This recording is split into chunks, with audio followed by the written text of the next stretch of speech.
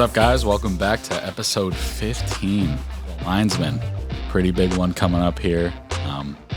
Friday, it all starts back up for the Premier League. Pretty exciting. I'm shooting solo tonight here with producer Jay.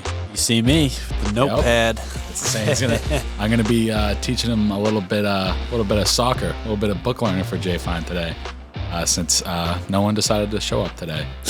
I'm kidding. Everyone had something to do, I'm guessing. But let's just get right into it. What a week for transfers.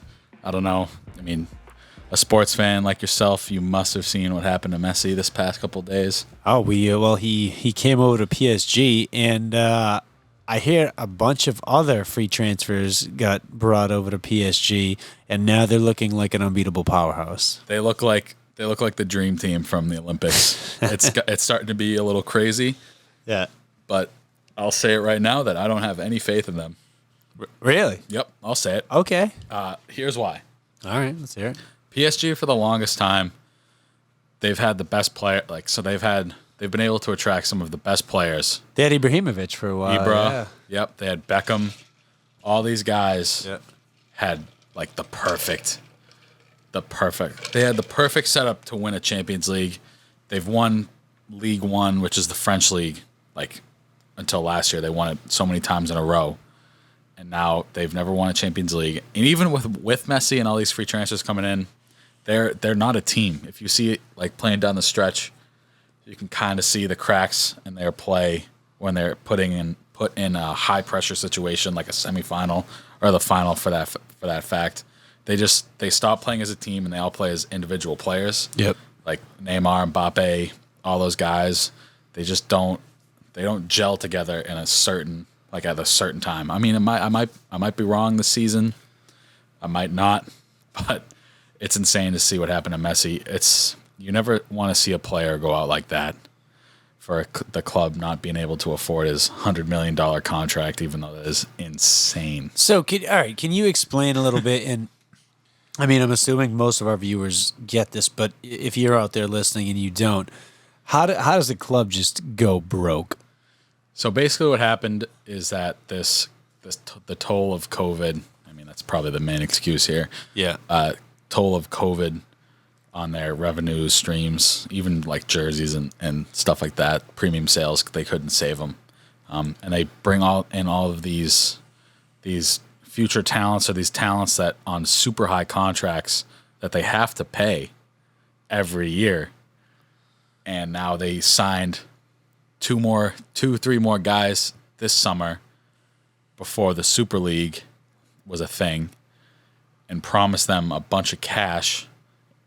And then with the Super League falling apart, they got sanctioned, all the sanctions and from La Liga and the COVID, restrictions and stuff like that. They just couldn't generate enough revenue to pay all those guys, and especially Messi's contract, which combined is like all of those guys. It's $100 million, and everyone else is getting, probably like 20, 30 so million. So they basically chose to keep everybody else that they brought in and said, "Hey, this was like the biggest expense. We'll dump Messi and free up money for everything else." And the heartbreaking thing is that Messi offered to reduce his contract by 50%.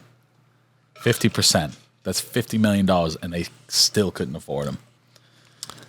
This is the problem with teams that buy all these good players for depth.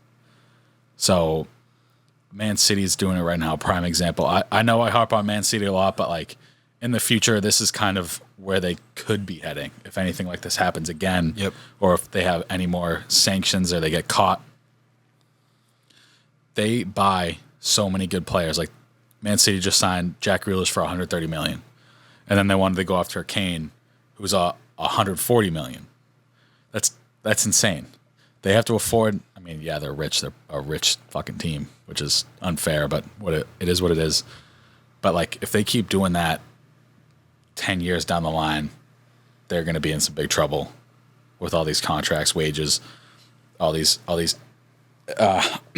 expenses coming in and still trying to recover from all the lost revenue over the past 18 months, which is tough. So basically, Messi had to leave just for them to be able to make like break even, I would say. That's like the best way I could put it. Break even. And it's sad. You never want to see one of the best players in the world go out like that in a press conference room. You want to see him going out in a crowd full of fans and having his farewell and him retiring, not going to a different team, but retiring. A guy like Messi is a one-club man, and it's just sad that it went down this way. And he had to change his number at PSG because Neymar's selfish. Where was he before Barcelona? Argentina.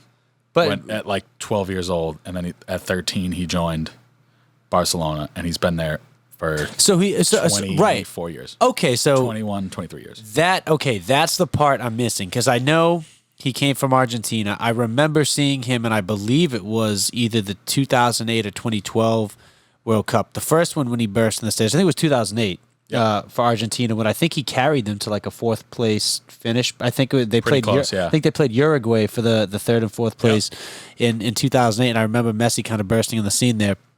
I did not know that he had been with Barcelona as a club his whole life. His entire life. So that makes it.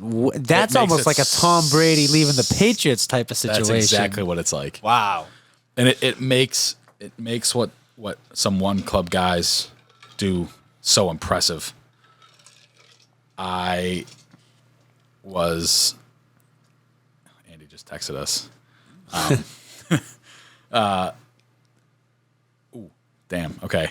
Andy thought we were going to be doing it tomorrow to wait for RB, but we're not. That's unfortunate. We'll just cut this out. So basically it makes what Francesco Totti did at Roma. That's like the best example I could have for a player. Francesco Totti spent his entire life at Roma, right, and retired. But it wasn't.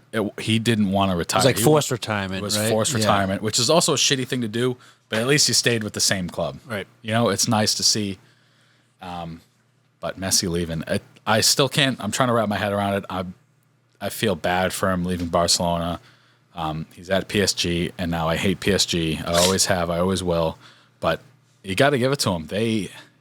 If you can't beat them, create a super team. That's what LeBron did. All right. So I have that is what LeBron. Yeah, he set the precedent. But no, all right. I got a question for you, Nick. So, just like you said, you got someone like Messi who you hate to see him go out like that. Like he was in tears. Like he wanted to be a one club man. Do you think going to this new club, they're getting the best version of Messi? I don't think so. I don't think they're going to get the best version of him. I mean, the best, even not the best version of him is still a difference maker. Right. Having him on the field is a difference maker. Even if he's not playing very well, just having him on the pitch is a different feel for the game than not having him on the pitch. Any pass he makes or any run he makes is potentially a goal scoring opportunity, right, which you could say for almost everyone, but with him specifically, you're right. Like he's such a creator and such an influence in the game that if he's on the pitch, they're going to be winning some big matchups here, especially in the Champions League. But I'm still holding to that they will not win the big one, which is the Champions League final. But yeah, getting back to their stellar transfer window, they got, first off, Gianluigi Donnarumma, who just led Italy to a Euro Cup final with the win in the PKs against England. He is the next version of Gianluigi Buffon. Yeah, he is. And I'll be honest with you, I saw a clip of Buffon like over the weekend of him playing in like a preseason game, and he's still got it. He's still got it. Who's he playing for now? He plays for Parma, the club that originally signed him back in like the 90s. Wow. He's a beast. I like that. But now I see the same thing in Donnarumma that I see in Buffon, and he is such a difference maker in the net. Like he's a big piece of puzzle that I think they were missing for such a long time, like a solid goalkeeper who's not going to let anything in. And then you get the captain of Real Madrid, Sergio Ramos, the defensive rock, for free. And then you get Gigi Wijnaldum from Liverpool, huge midfielder, could play anywhere in the midfield, even play attack if he wanted to. What a difference maker. and then you get Messi for free. Just four of the upcoming / biggest players in the game, all for free on your team. And then they signed this kid, Hakimi. I can't pronounce his first name, I'll be honest with you. But this kid, Hakimi, he had him, I think he played for Turkey. He had a heck of a Euros tournament. Just impressed a lot of people. Yeah. Impressed the right people because now he's on PSG. And not to mention that PSG still has Mbappe, Marco Verratti, Neymar, Ander Herrera, just a star-studded team who could field two sides and win the French league with either of them. Yeah, is there really anybody that can beat them? And I guess Manchester City. Man City, baby. Man City. I fucking don't want to say it, but I'm saying it. Manchester City is the only team with the same amount of depth that can beat this team. Really? 100%.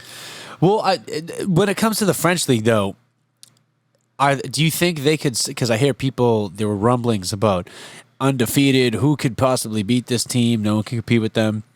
Obviously, that's ridiculous because I think a team like this, they're going to suffer from a case of we're the best, we know we're the best, and we can turn it on at any point. Therefore, for the majority of games that don't matter, we're going to be out in Europe partying and living the life of kings and taking the games like second fiddle.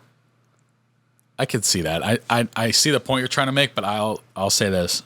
These guys are in love with the game so much that that's really not going to happen. It's not like the NBA where these guys are going out every night. They're like, fuck it, we can beat anybody at any point. They practice all week. It's not like the NBA where they go, play 3-4 games a week. They're playing 1 to 2 games a week. Right. Where every single game has a ramification.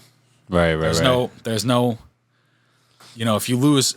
So Pep said, you can't win the league the first 8 games of the season, but you can lose it the first 8 games of the season. Yep. And honestly, that's massive. Because even if they draw 2, win 2, lose 2 in the first 6 games, right, they're in some serious trouble. No amount of star power and goal differential can make up those lost points. Yeah. But you never know. I mean, there's only one team that, I'll say it again, only one team that can compete with PSG, and that's Man City.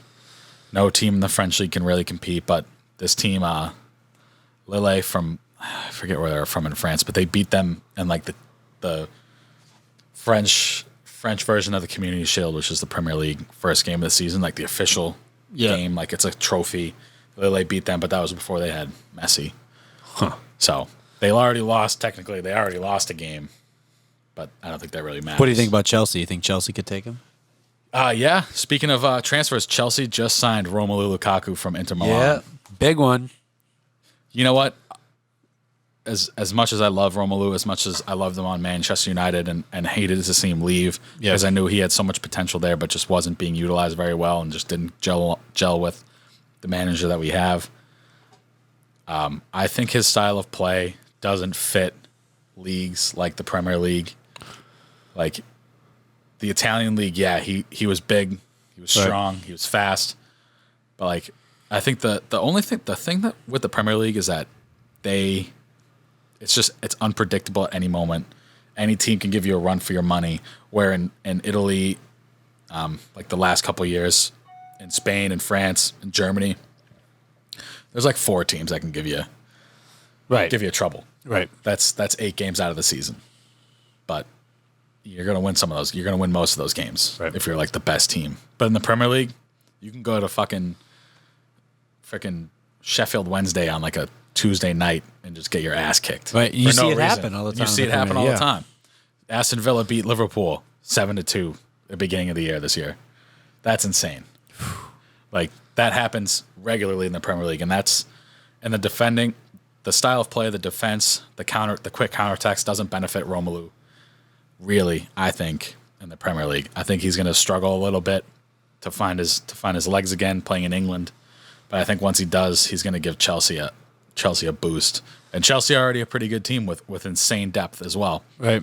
But I still, if I had to put Chelsea and PSG, I'd pick PSG. But if I put Man City and PSG, I'd pick Man City.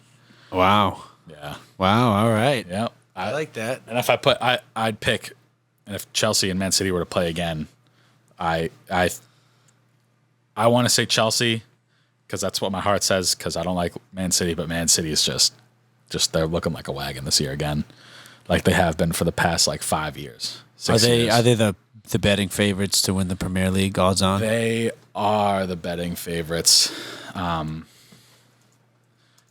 wish the other guys were here because I want to talk about odds to win the Stanley Cup. Oh my God, Stanley Cup to win the Premier League. I was just looking it up. It's the first one that pops up. Yeah, first one that pops up. Stanley Also, Cup. the viewers keep seeing me look around like a prairie dog with my head. I have a high noon that I'm looking for that has disappeared. Yeah, Man City are the favorites, and then Chelsea, Liverpool, and then Man United are the top 4 teams to win, and then Leicester, Tottenham are right behind them in 5th, and then Arsenal's down there at 6th. I will say I don't know if we ever mentioned it, but that Liverpool game that we went to was the best sporting experience that I've ever gone to in my life. That was incredible.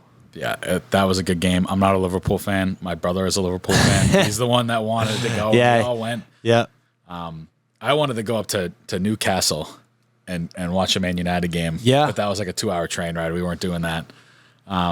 But yeah, my brother and I, the year before, we went to Man United Liverpool at Old Trafford, which is like the best sporting event I've ever been to. And I was at game 2 of the playoffs against the New York Islanders right when fans were allowed back in the Garden. And like that is like, as an American sports fan, like that is the most insane experience I've had. Wow. But that is nothing compared to what goes on in like a regular Sunday in England. No, it's a different animal. And people are gonna be like, "Oh, that you don't know what you're talking about." Blah blah blah. I'm like, I do know what I'm talking about. I've experienced both of them. I'm fortunate enough and lucky enough to experience both. And I'll tell you that going to a regular Premier League game on a Saturday afternoon is like going to Game 7 of the Stanley Cup Final, where your team's fucking on an insane comeback. 100%. 100%. It's insane. I love it. But yeah, starting with the Premier League here, kind of switching topics. It's back. Friday at 3:00 is the first official game of match day 1 in the Premier League, and starting off with Arsenal versus the Brentford Bees. I don't know if you guys have been listening, but we're all Brentford Bees supporters here. They're going to be a wagon, I think. Just kidding. Is that the team that got brought up this year? Yeah, this team that got promoted. I'm so excited. But yeah, that's the first game, and then a couple of games to watch out for. Manchester United, Leeds on Saturday, Tottenham, Man City on Sunday, Chelsea, Crystal Palace on Saturday, Leicester City, Wolves on Saturday, and Watford versus Aston Villa, which is one I really want to watch because Aston Villa have no more Jack Grealish. I'm very interested in seeing them cope without having Grealish on the team, and he's such a difference maker. And I know the last episode we did, Grealish was still technically on Aston Villa. I want to do apology to Trevor Ralphs, who was my roommate from college. He is a loyal Villa supporter, and he was pretty heartbroken about it. You know, the reason he got into a Villa and supports him all the way, still supports him. I think Aston Villa is going in the right direction, but losing Jack Grealish is a big one, so I'm sorry, Trevor. Yeah, but so this weekend I was in New Hampshire, which means I was legally able to online gamble. You love to see it. I was so happy. I made 3 picks in a row. Yeah. Won 2 UFC picks and then a baseball pick, and I lost all 3. But the hot streak's over, I'll say. Lost 3 in a row. Hate to see it. But I'm going to start it back up again this weekend by announcing my 6-pick parlay for the Premier League this weekend. Wow. All right, let's do it. So, yeah, trying to bring back the hot streak here. We got 6-pick parlay. I wagered 20, payouts $668.02. So first up, I got Arsenal on the money line. That's minus 115. Man United on the money line. I did all money lines, by the way. I didn't do any over unders because it's the first week in the Premier League. I don't know what's going to happen. I don't want to bet on any goals scored here. Just straight wins and losses. Man United minus 200. Aston Villa plus 125, Chelsea minus 400, Burnley, Brighton, which is going to be a battle of the two defensively minded teams. Burnley plus 225 and Liverpool minus 300. I kept Tottenham City out of it even though I wanted to. I know that's the game that's going to fuck me over. Well, so are ties pushes in that? A draw as a draw push? A draw is a push. Okay. So that's why you can do the win, like the money lines, because if they tie, it's just a push. Yeah. Okay. Or you can bet the draw. You can really bet the draw. You're right. You can bet the draw. Yeah, for sure. But if they tie, it's I'd bullshit. rather just take the push. If they do that. Ted Lasso says we don't play for ties, we play for wins. I said, God. Yeah, but that's my 6 picks. I hope to stay hot, and Arby's been trying to tease like a beat the podcast kind of thing for a couple of weeks now.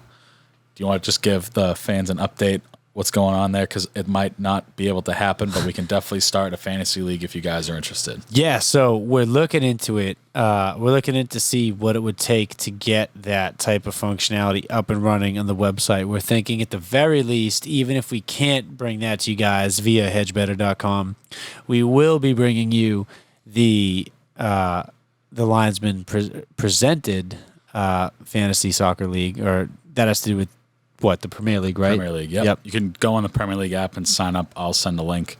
Yeah. I'll post a link on the Instagram. For sure. So it'll be a combination of our hosts, a couple of fans, a couple other personalities at Hedge Better, and that'll be a fun thing to follow, take part in. Maybe if you're a fan, you can enter for a chance to win, try to participate, and see if you can outdo our guys here. I don't know. I'm already feeling pretty hot here. Yeah, hey. I'm not the best fantasy player, I'll be honest with you. We got no reason to doubt you yet. Yeah, no reason to. It's a forewarning that I talk a big game, but my teams usually end up sucking. And I just forget to switch my lineups from time to time, which really hurts me. Which is a good thing about fantasy soccer because the lineups don't really change that much. No. You never know. It's not like baseball and basketball. We have to change them literally every day. That's why in hockey, fantasy football, American football, I can do that. I still forget sometimes, but fantasy soccer, we'll say, is a lot easier because only like 1 or 2 guys get changed out, and it's a lot easier to fix. Yep. Than going every day having like Marcus Smart out for like 3 weeks and then having to lose him for a couple of days. But yeah, I mean, quick one. I wish all the boys were here. We could talk a little more. We don't really have much to talk about. I really wanted a bit of banter, but I was just taking producer Jay here to school for the soccer. You got any questions for me, Jay? Well, I mean, nothing that's like too poignant, but I am really thinking, back to this whole, PSG thing, and I'm thinking a little bit, how do we think all these stars interact on one team? Do you think we have a situation where everybody gels together, or do you think we have a situation where it's too many cooks in the kitchen? Neymar and Messi have already been teammates at Barcelona, so that's a good link up for them. I think they love playing together. Mbappe, I'm not sure about. Verratti, I don't really know. Right. I think he's a midfielder. He's a distributing midfielder. He can create play. He creates chances. As long as he gels with Messi and Neymar, that's fine. Mbappe, I don't know how Mbappe is going to feel. I feel like Mbappe has other ambitions outside of PSG. Yeah. Which I don't blame him. As a young kid, I mean, he's only like 20 years old. Yeah, I don't think he wants to be like third fiddle, fourth fiddle to anybody. Now that all these big names are coming in, he's not going to be as prominent playing as prominent of a role as he has in the last couple seasons. But the one thing I am interested in, there's been a bunch of jokes about it online already, about when PSG play Real Madrid at some point during the season, whether it be in like it's actually the only time they're going to play is in the Champions League. If they play him in the Champions League, when Ramos, captain of Real Madrid, has to go defend Messi after all the years of playing in the El Clasico against him, I'm interested to see what's going on. That dynamic there. If Messi gets hurt and Ramos goes to defend him, that's going to be like, this is worse. This is like, as a Patriots fan, seeing Tom Brady in another uniform just like makes me feel weird. Yeah. But seeing Messi, like there was an argument on Twitter today that I love. I love reading the replies on Twitter, but Yeah. seeing Messi in another jersey and another number Yeah. in that jersey, It's just weird. it just doesn't look right. It looks wrong. Everything about it is wrong. I did never wanted this to happen. I would have rather him gone anywhere else except for PSG, Man City. I would have taken anywhere I would have taken him. I would have been fine with. But seeing him, I mean, his original number was 30 when he first joined Barcelona. Right. But like seeing him in 30 and like black Air Jordan uniform, like that just bothers me to my core. Like seeing like a prominent player, like seeing Michael Jordan in a Wizards jersey. Yeah. No, you're like, that's not right. Michael Jordan in a Wizards jersey. Bobby Orr in a Blackhawks jersey. I mean, how old is Messi right now? He is, I want to say he's like 34. Because, I mean, He's 34. 34. I mean, look, realistically, I mean, how much longer is this guy going to be in his peak, his prime? How much longer is he going to be, Messi? Ronaldo's still in his prime, and he's fucking 36. I mean, Ronaldo, though, is a freak physically. Like, he takes amazing care of himself. I wonder, like, do you think... These two guys aren't done yet. No? Ronaldo I still love has that. more gas in the tank. It's like... I love that. Do you think Ronaldo's like Brady? Like, you think he's going to be, like, 40-something years old, still fucking one of the best players in the world?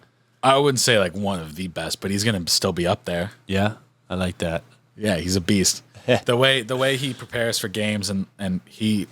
This is like, I want to say, like, I always try to bring this up in my group chats and stuff like that. I think, like, Messi and Ronaldo is like comparing Aaron Rodgers and Tom Brady. Yeah. Like, Aaron Rodgers is like Lionel Messi, pure talent.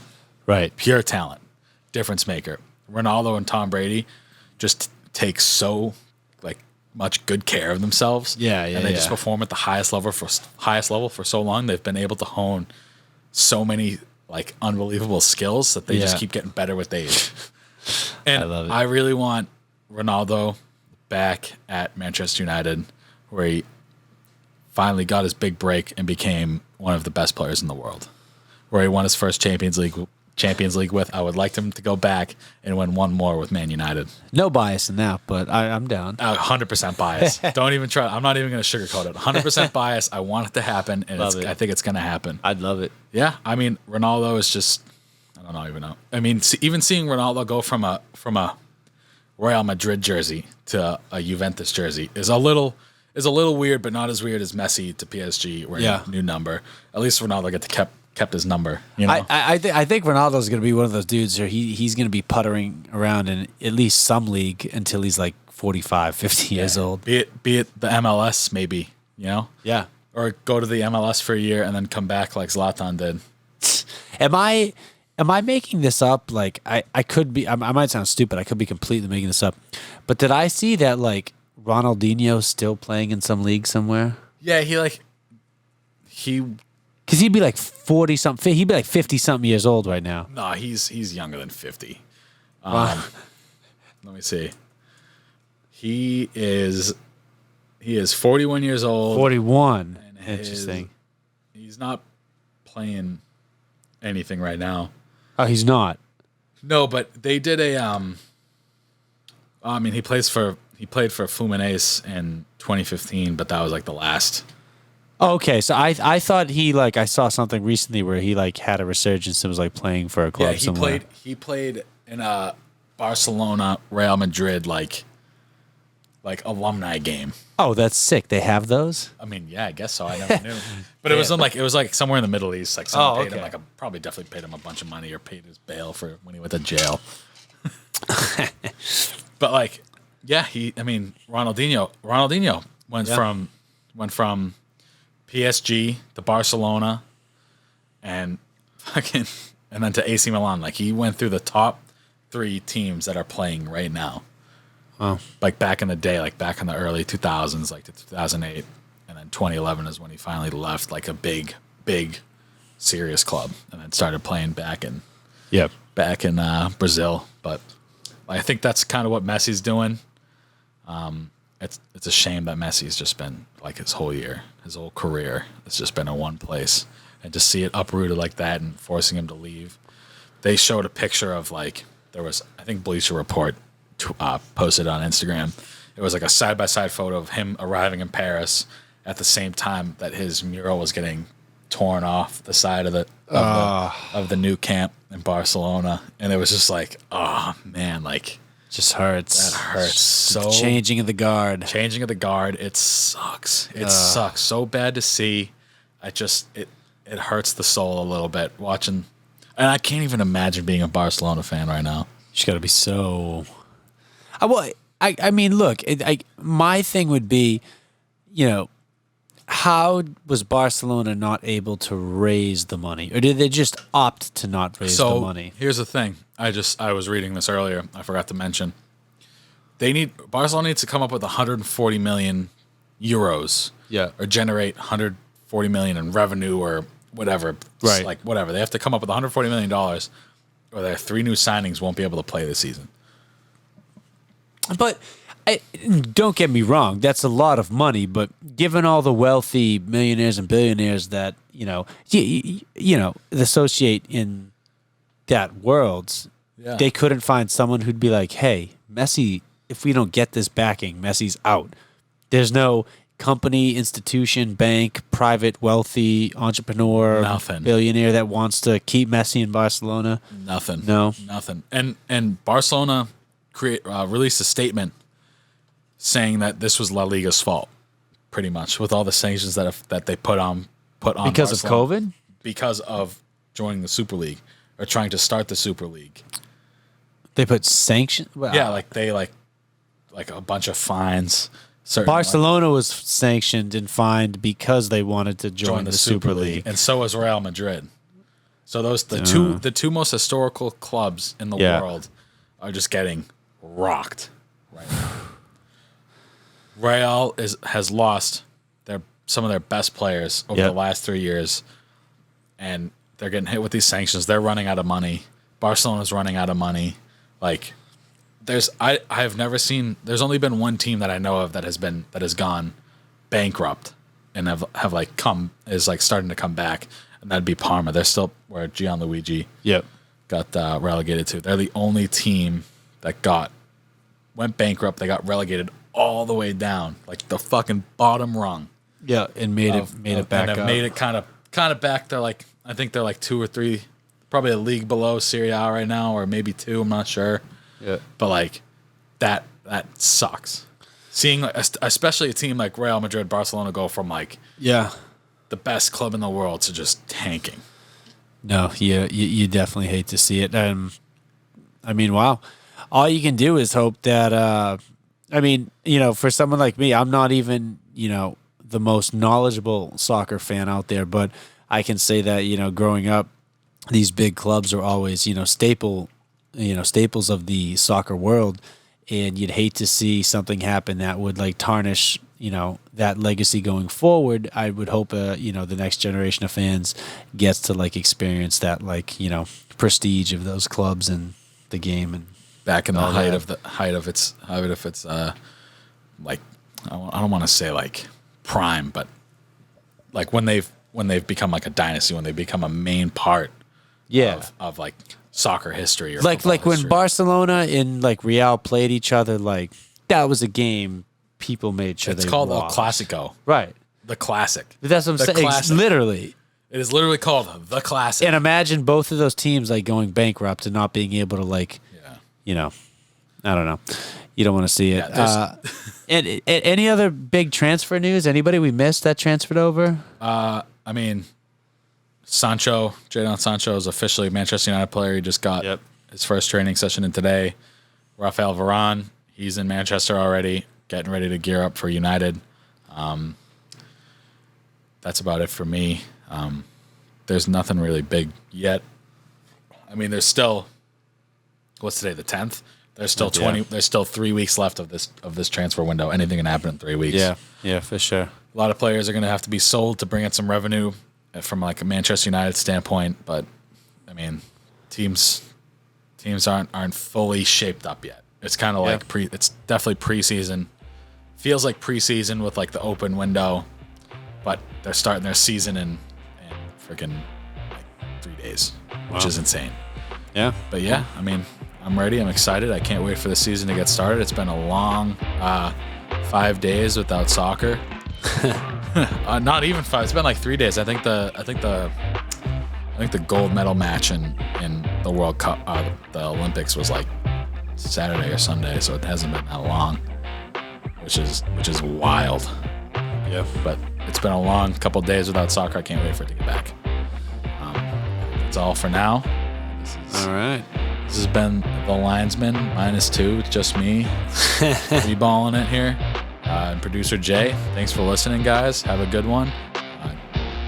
Let's go. I'm excited for this season. Appreciate you guys. We'll see you in the Premier League.